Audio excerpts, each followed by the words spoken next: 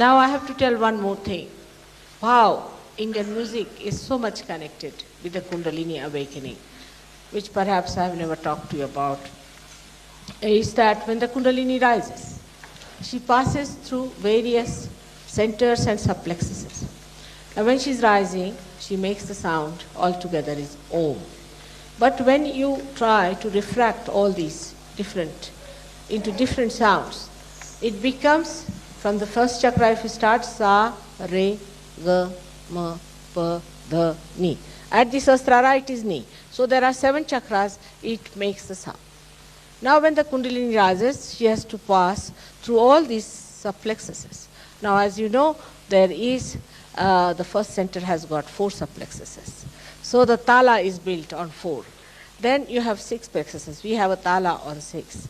Then it passes through the 10. So we have a tala in 10. Then passes through 12.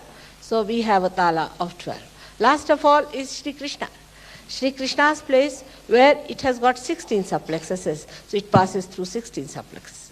So you can imagine how it works out. At the time of Agya Chakra, as you know, it's only the 2 matras are there. So one has to play only on 2 matras, where you reduce everything to 2 matras. So far, I don't think Indian music has reached that stage where it just plays with 2 matras. It will be very difficult.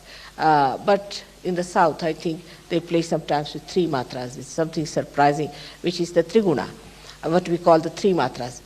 So that from 4 it becomes 2, and then in the Sahasrara it is 3, but at the end of it is 1,000 petals. And when all these start dancing, the 1,000 petals start dancing with the permutations and combinations of all these subplexes.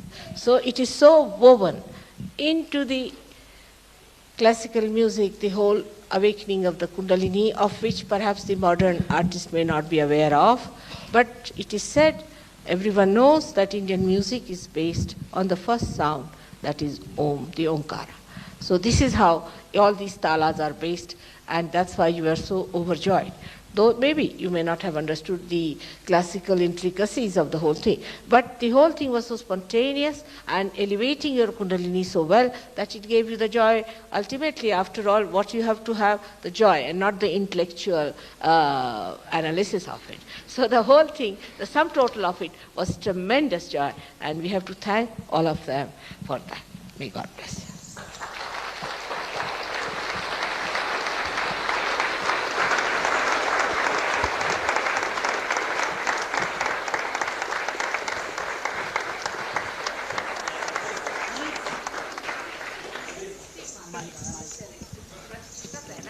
16 matras you know of Krishna's is divided into 2, you see, 2 halves. First half is the right side and the second half is the left side. So at the left side, when it goes called Kal, means a lower position, lower beat, or say a milder beat. So from the Shukla Paksha to the Krishna Paksha, as you call it, or you can call it from the right to the left, and he goes playing on the left side there. So this is the 2 sides of the Vishuddhi Chakra, very well expressed. And एक ताला है of 12 matras. We have एक ताला of 12 matras. And that is, you know, is of the Shiva. Shiva has got 12 subplexuses. And that's how it is the 12 matras, and it's very, ek tala is a very solid thing like din, din. And sometimes they play it so slowly that between the 2 there's a big gap. And that's how Shiva's work is. So it's all very, very symbolic. Gradually you will evolve into it, and you will see to it how Indian music is built around the basic primordial music. May God bless you.